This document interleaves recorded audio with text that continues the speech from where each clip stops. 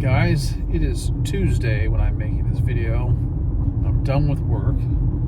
I'm on my way to somewhere else, and I have no plans on what I'm going to be talking about. So I'm just going to see how much I can throw up against the wall and find out what sticks. The first thing that comes to my mind is when I was sent a online clip of an automobile accident that happened on the Polk County Parkway yesterday, and it had to do with someone who ran into a guardrail because they lost control of their car, obviously. But they lost control of their car because they wanted to reach something on the passenger side dashboard. I think that's how it went. Anyway, it was on the passenger side, whatever it was or wherever it was at. And he had to unbuckle his seatbelt to do it. And when he did, and he reached over, that's when he lost control of the car. Now, it sounds absolutely stupid, crazy, but chances are most of us have done something like that, haven't we? More than likely. I know I have. And we always know we're taking some kind of a risk when we're doing something like that, but we always think the risks are relatively low for us because we've got this under control, right? But how quickly things change, should they change? And so, having said that, please be careful. You might be thinking, well, it seems kind of weird or risky that you're saying that, and yet you're making a video on here.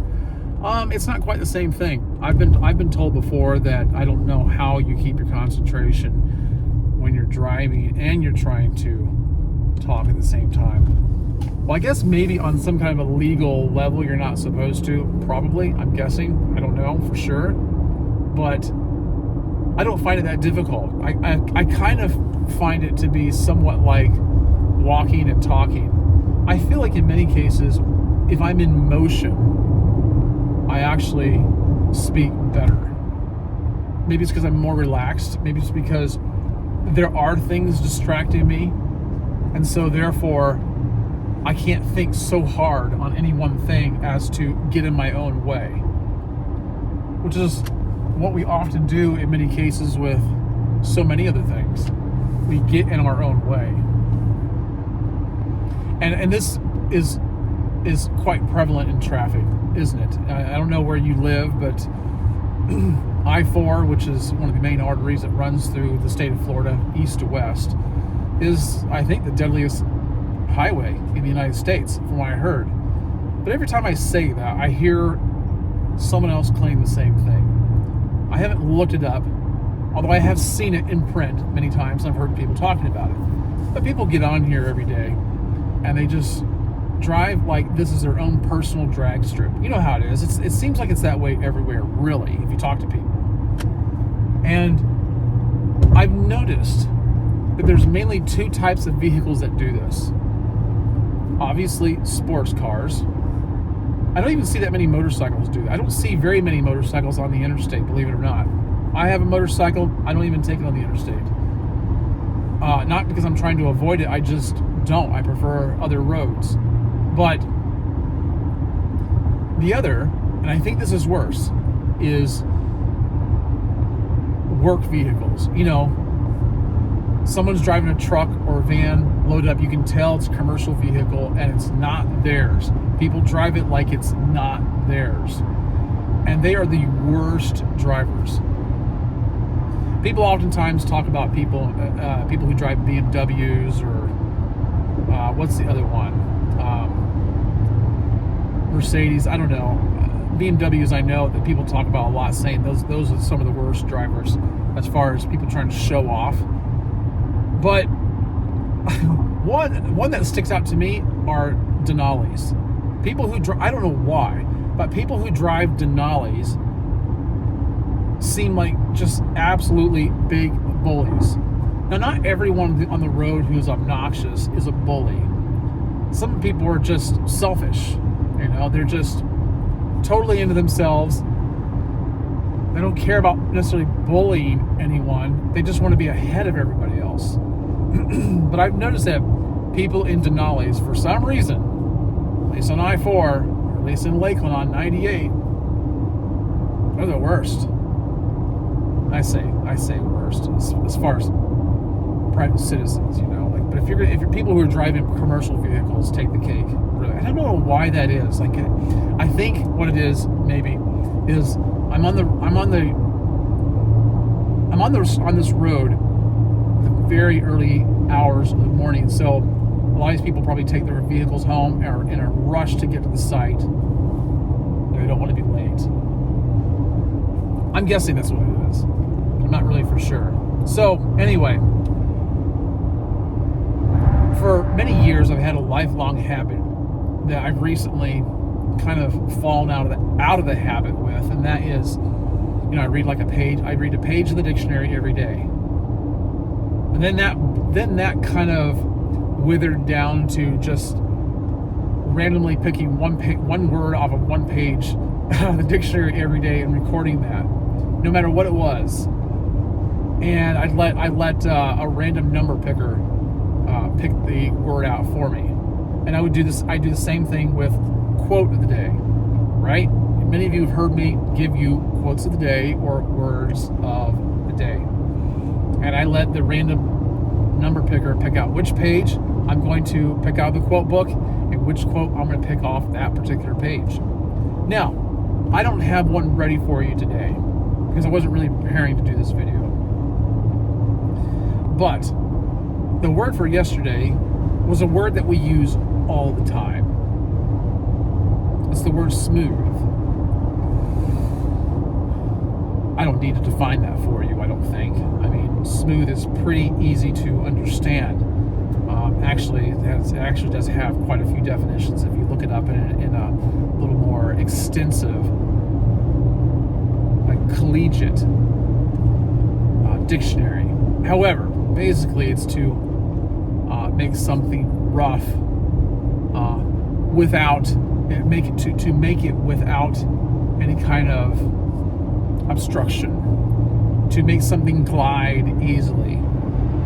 And I thought that was, the reason that was the word of the day is because that's what the random number picker picked for me. It's easier for me to do that than it is to try to think of something, to try to figure out, because what happens is I end up taking too long. So I was a little disappointed that the word was such a common word. But I always think that there's a reason for everything. And as I entered that into my notes on my phone, what that word smooth meant, and believe it or not, I gave a lot of thought to it throughout the day. And it's something I've given thought to actually many times. But when we think we know something well, we become kind of complacent. We become bored, and we assign less value to it, whatever it might be. And I don't know. I guess that didn't happen for me yesterday. When I landed on this word, I thought, it's kind of boring, but I couldn't stop thinking about it. And I always ask myself, when I have a word of the day or a quote of the day, regardless of whether I find it meaningful or not, I try to ask myself, why did I get that word? Why did I get that quote? How can I apply it to my life? How can I make them intersect? Two things that are really unlikely to have anything to do with each other. How could they intersect in a world in which I live? And so I begin to mill over some thoughts I've had about the word smooth before, and that is to make things glide easily, to not force. If something is smooth, it's not forced. People, we hear about a smooth talker. This is about someone whose words are like butter. They just come out naturally. Nothing's forced, and it just seems so easy that it has an attractive quality to it, right? When I was in Kung Fu, and you had, if you had wushu artists around you who were really good at their game, they could move their bodies very smoothly It's just like silk, and it's incredible to watch. It looked effortless, but that's because it was. They trained their bodies to be able to do those kinds of things. There are some people who can navigate their entire day smoothly. Now, a lot of us are not familiar with that because we feel like we live in a very chaotic world. We get up in the morning, we're absolutely tired, we wish we could sleep in longer. That's a rough way to start the day. A really rough way to start the day. And we impose things upon ourselves that we don't need to. We make ourselves think that we ought to feel a certain way, do certain things in a certain order at a certain amount of time, and we force these things, we push them through, and then we're resentful that we even had to participate, right? And it's frustrating, and we just don't feel like a smooth existence could be ours. But in actuality, we really do put most of that stuff on ourselves. That way of thinking of just constant chaos and rough passage falls mostly on ourselves. And you might think to yourself, well, Greg, you don't understand my job. They wouldn't have it any other way. I mean, they wouldn't have it. They kind of expect me to do this, that, and the other. They're not concerned about my serenity. They're not concerned about whether I'm experiencing peace or not. It's how I'm going to provide for them. Or maybe you're in a relationship like that. Maybe you're I don't know, maybe your daily habits have just fallen out of sync. The good ones I'm talking about, because you couldn't keep things together, and you feel agitated all the time. And smooth is not a word that you could use to describe your mindset or your actions. But the truth is, we do it mostly to ourselves.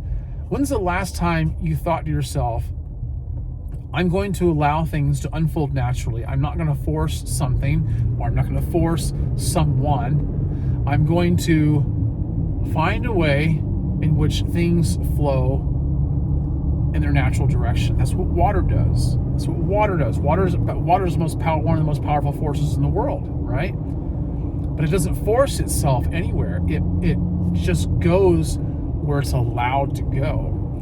And as I've thought about this over the past couple of days, and actually many times over, I think one of the areas that we do this with mostly in our life is our personal relationships. We try to force them. We want to be loved. We want to be liked and accepted and favored. And it may not be happening. And the more you try to make it happen, the worse it actually becomes. And actually, the more you try to work on it, like go to counseling, the more you try to placate someone else, the bigger the problem grows. Now, a lot of people who argue this with me, look, there's some accidents on the side of the road here. First responders haven't even shown up yet. Nobody looks hurt. Look at this. This person's going to be in it. They're going to hit him. Oh, my word. Oh, my word. These people, man. Sorry, I got a little distracted there. I almost saw another accident because people weren't watching what they were doing. Anyway, my point being is that when we try to force things, we actually slow things down. Not only to slow things down, we actually put things further back because it's the way of the world for things to move against us when we want something so bad. Right? You know what I'm talking about, correct? Where the more you want something, the harder it is to acquire or to keep. But I think the way to really see things unfold more naturally and to flow as we would like is to let nature take its course. And if someone doesn't want to reciprocate, if someone doesn't want to respond, if someone doesn't want to give us what we'd like to have, it's better to accept it and let it be. Let people do what they want to do. I'm not somebody who cares to force someone's affection or attention or approval. I mean, all those things are, fairly tied close together, right? So you know what I'm talking about. And the reason why I'm kind of zeroing in on relationships is because most of life's problems have to do with relationships. They are relationship problems, whether it's a work relationship, a familial relationship, or any kind of relationship.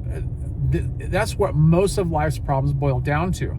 Now, not everything can be boiled down to that. Maybe you're just trying to meet the expectations of your employer. Maybe you're just trying to fulfill the responsibilities that you've been given to pay the bills and whatnot, and all that's kind of hard. I get that. But this even applies to that. I guess what I want to really say here, the reason why I'm kind of really focused on the whole relationship problems, because this is where people suffer the most. If you're having economic problems, you can fix that. You can find your way out of that, and you can actually build an economic structure, a budget for yourself in which things like that could be prevented in the future. Relationships are a much different matter. Okay? We don't always get what we want from other people. And there's no guarantee that no matter what you do, no matter how good it is, there's no guarantee that you're gonna get what you want. The best thing to do is to let things unfold naturally. Now that's a hard pill to swallow in many cases, because we don't feel like we could be satisfied unless things fit our ideal, right? We don't feel like we could be satisfied with that. But here's the thing. When you just let go and relax and say to yourself, when things aren't going your way, well, that's interesting. Duly noted. You can take the blame off of yourself. You can stop feeling less worthy, because that's what happens, right? When we're not getting what we want, we feel unworthy. We feel like it must be something we've done, and therefore it must be something we can fix. But in reality, the wisest thing to do is to let go and let people do and feel, think, and act the way they want. That's a smooth way of handling things, leaving things unforced. And it's tough sometimes, but it becomes less tough and less rough the more you embrace it. Once it becomes less of a technique and more of a way of life, then it becomes easier.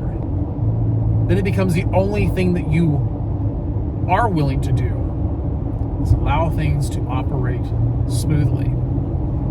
Now, if you think that I can sit here, or if you think that I'm going to sit here and tell you that once you do this, the world will present itself to you, sort of like the whole manifestation thing, I don't believe in that.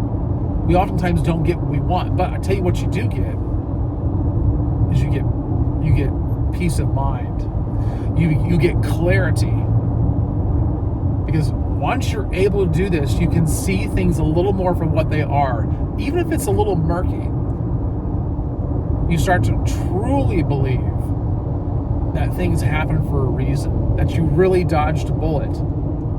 We say it to ourselves, but many of us have a hard time really believing that. But once you embrace this, after a while, once it becomes a way of life, you actually know it. You're experiencing it.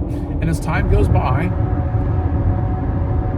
you'll understand, because you'll see how things turn out. I've lived long enough now to not feel so horrible about a lot of things that don't turn out the way I want. Because given enough time, I'll usually find out why. It might take a while. But if you don't just let things occur the way nature's intending it to, you're gonna have a very hard time of it. Now you might say, does this mean I have to do nothing ever? Does this mean I can just sit back and let things just fall out of the sky and go maybe they'll go my way, maybe I won't, but I won't have to do anything? That's not what I'm saying. I'm saying that despite your best efforts, despite your best efforts, things may not go your way. They may. In a lot of cases, they don't, because that's how life usually unfolds. No, you don't. It's not about not doing anything. It's not even about removing the obstacle. It's about seeing the obstacle as an important object that brings you closer to what you ought to have. There's a really good book I would refer you to called "The Object Is the Way," written by Ryan Holiday, and I'll put a link for it down in the description. Fantastic book. It's on the philosophy of Wu Wei, Chinese philosophy of Wu Wei, and it's about just what it says. The obstacle is the way. Now you can come to these conclusions without studying Wu Wei. You can come to these conclusions without reading all the self-help books, but it takes time. You don't have to have those, but it's this book in particular is a really good one, along with some other things. But anyway, I wanted to put that out there. I hope that things in your life can run a little more smoothly, and I hope that you'll stop allowing the slivers and the barbs to constantly plague you, because you're refusing to believe that the responsibility of just leveling something off, polishing the surface, you're refusing to believe that responsibility is yours. And by the way, guys, these things really apply to everything else in life. Even just getting up in the morning, instead of trying so hard, maybe move a little bit slower, move a little more relaxed, stop putting so much pressure on yourself for every given thing in life. I mean, it's what we do. All the pressure, all the chaos that you experience in your life is mostly your fault. You may not like to hear that, but it's the truth. It's mostly your fault. You could think differently about those things. I've talked mostly about relationships, or how this pertains to relationships, but really it's about everything. No more pressure. I mean, you might have some. You can't eliminate it altogether, but being mindful of what I've said should make you pause and think, how in this moment of turmoil, what can I do to make things more smooth? Okay. I think that's about all I've got to say regarding that. I hope it's helped. If you have questions about it, let me know, and I'll try to answer them. It's just the thoughts I have for today. All right, guys. I hope you've enjoyed this. If there's a particular topic that you would like me to talk about, I can give you my opinions. I can give you the breadth of my knowledge on it, which might not be much, by the way. I can tell you what I know. I can tell you what I believe. I may not always be right, but I can give you my 2 cents worth, and I can give you my suggestions. I'm open to yours. All right. Guys, please be careful. Think about these things. Ruminate on them. And see what a difference it makes. I'll catch you in the next one. In the meantime, be wise.